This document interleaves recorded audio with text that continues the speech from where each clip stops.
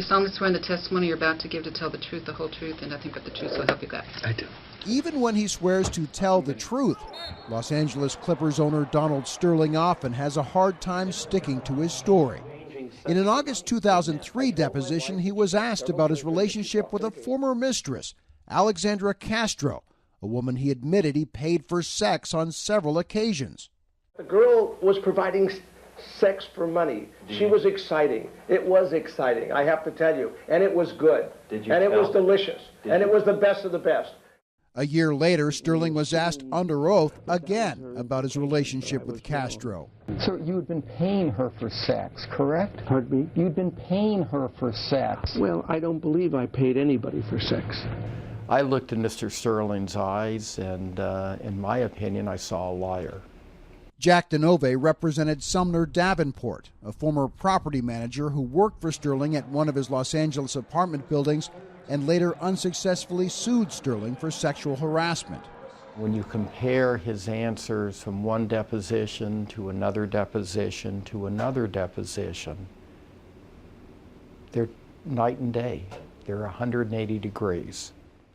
Denove, who took Sterling's deposition over 6 days, was often on the receiving end of colorful exchanges with the Clippers owner. Don't wink at me. I resent that. Are you trying to flirt with me? You just winked at me twice. Why are you winking at me? Are you sexually harassing me? Curious behavior for a witness whose early career involved working as a divorce and personal injury attorney. Sterling may have made the law his profession, but he made his fortune in real estate, buying up dozens of buildings in Beverly Hills in the 60s and 70s. In 1981, he purchased the then San Diego Clippers for $12.5 million, a team that struggled so much financially in the early going that NBA owners started the process back then to take the team away from Sterling.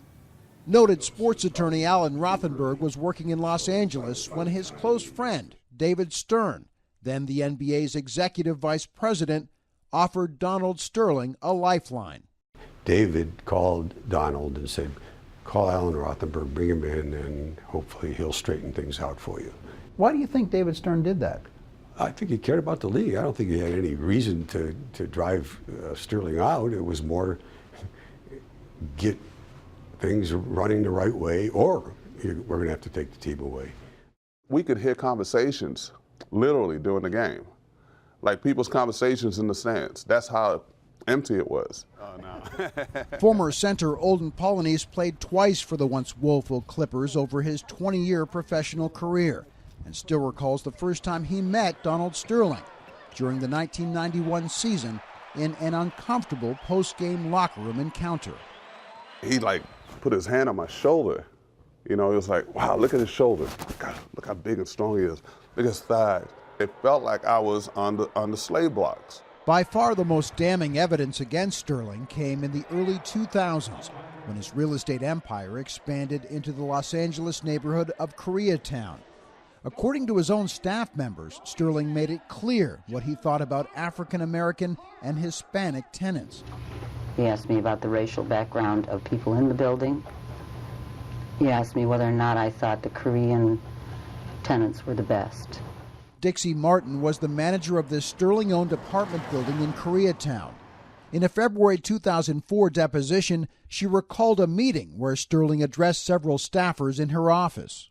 He mentioned specifically that Hispanics just sit around all day watching television, smoking cigarettes, and doing nothing else. And according to former property manager Sumner Davenport's 2004 deposition, Sterling once referred to an elderly tenant as, quote, one of those black people that stink. This was one of the worst cases that I've ever seen. Chancellor Al Mansour is executive director of the Housing Rights Center in Los Angeles, a nonprofit that sued Sterling and his wife in 2003 on behalf of 19 of their tenants. It was multiple families and multiple individuals who felt as if they were being targeted and harassed and threatened and intimidated solely because of their race. Former property manager and tenant Myra Oliva says she once overheard Shelley Sterling complaining about Latino tenants. She said, I cannot remodel my apartment the way I want because of these filthy people, Spanish people, Oliva recalls Sterling saying. The Sterlings eventually settled their lawsuit with the tenants without admitting any guilt. If the employee believes that you, the boss, are engaging in racially discriminatory housing or employment practices, do you want that employee to report it to a governmental agency? It's hard for me to say. Well, we don't engage in that activity. If I did beat my wife, would I want her to tell somebody? Is that what you mean? When the Justice Department filed a separate housing discrimination claim against the Sterlings, that case resulted in a record $2.7 million settlement in 2009. The Sterlings agreed to correct discriminatory practices, but once again did not admit any guilt. Both former NBA Commissioner David Stern and current Commissioner Adam Silver declined to speak with Outside the Lines.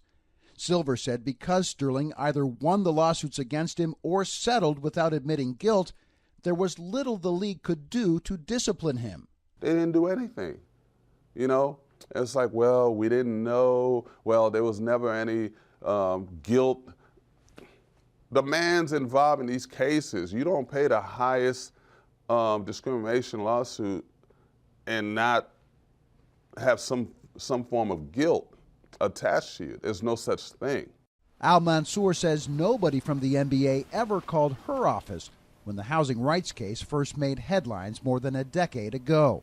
When you compare comments, racist comments that are made compared to racist conduct, clearly the conduct would be much worse. It seems like that would have generated much more outrage and condemnation and so forth, but it didn't. Why? You know? Why not?